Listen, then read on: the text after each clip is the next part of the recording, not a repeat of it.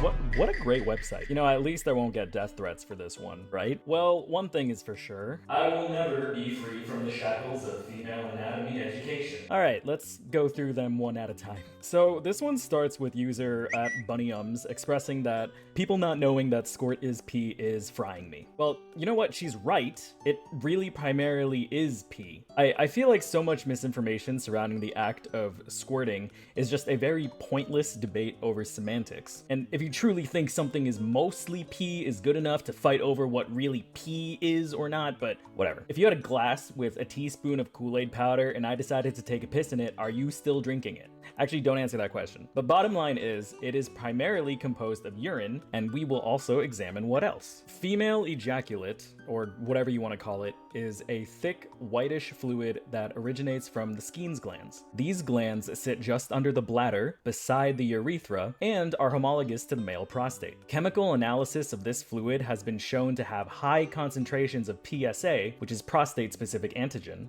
and low concentrations of creatinine and uric acid, which you would normally see in urine. This fluid is secreted in small amounts on the order of just a few milliliters during sexual stimulation. This is a separate substance from the normal vaginal lubrication and Bartholin gland secretions during arousal. It's also a completely separate substance from the whitish buildup that you will see coating the vagina and the penis during sex, which is just an amalgamation of congealed versions of the above fluids just getting mushed together. Squirting is the act of expelling female ejaculate through the urethra, as well as larger amounts of urine. This is what gives its clear appearance and obviously where it gets its name from. This happens on the order of tens of milliliters, so the majority of what is being expelled during squirting is urine, and only a small fraction of that is female ejaculate. So to go back to the original post, this is urine. The Skene's gland fluid only contributes a small amount to the actual volume of the solution. So a study published in the International Journal of Urology in 2022 by Inoue et al. Specifically investigated this. The researchers inserted a catheter into 5 women in their 30s to 50s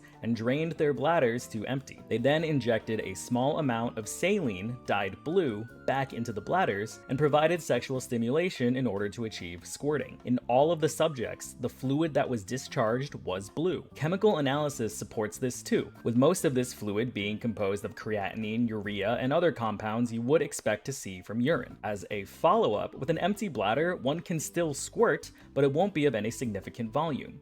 If the bladder is empty, the only liquid that's being expelled is the Skene's gland fluid. The ureters are not magically pushing out more urine from the kidneys into the bladder just for the purpose of squirting. A chemical analysis will reveal that this fluid has the telltale markers of high PSA and low creatinine. Also, shout out to the research team for specifying in the abstract that these women were not sex workers. Thank you for clarifying. They probably had to be very specific with how they were recruited and how they weren't inappropriately coerced into the study.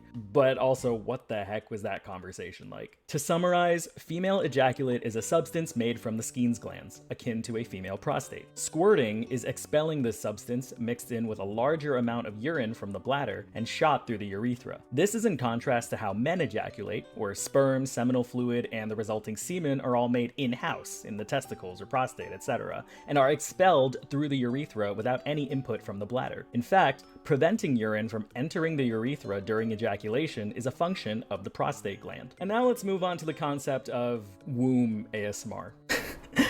From what I can tell, this concept started on the JP ASMR side and has been talked about quite a bit by talents like Nanako Niku, who asks for advice on the best way to do it. Then a bunch of other people start talking about how it's extremely painful and... Okay, I will admit I've never actually listened to a womb ASMR, but there is a lot going on here that I feel like deserves an explanation of the anatomy. As we went over in our first female anatomy video, the vagina and the womb are two different things. The vagina is the primary sex organ for intercourse and a muscular tract that also serves as the birth canal. The womb is the uterus and the site of gestation after an ovulated egg cell joins up with a sperm cell, implants on the uterine wall, and grows into the placenta and fetus. These are separated by the cervix, which is essentially a hard gatekeeper between these two very different environments. The cervix should really only open up during times of childbirth, or in special medical procedures like the insertion of an IUD. It should not be opened up or or penetrated by a microphone. Even the most invasive transvaginal ultrasound, which is the type that inserts the vaginal wand probe to evaluate for a specific uterine or ovarian pathology,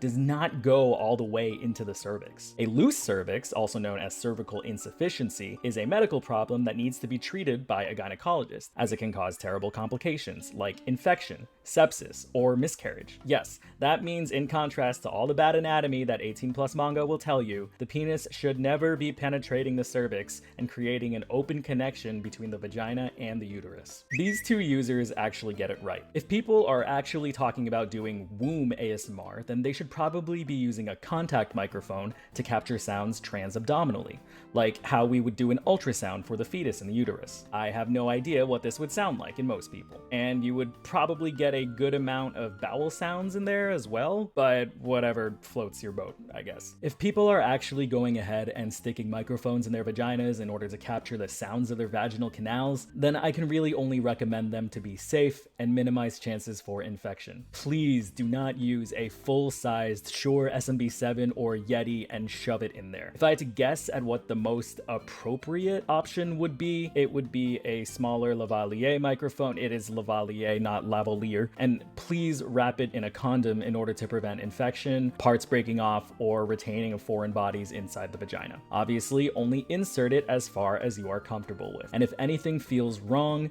please seek medical evaluation as soon as possible. I will say it's not really my cup of tea, but I would be lying if I said I didn't respect the endeavor and the boundaries that are being pushed with content creation today.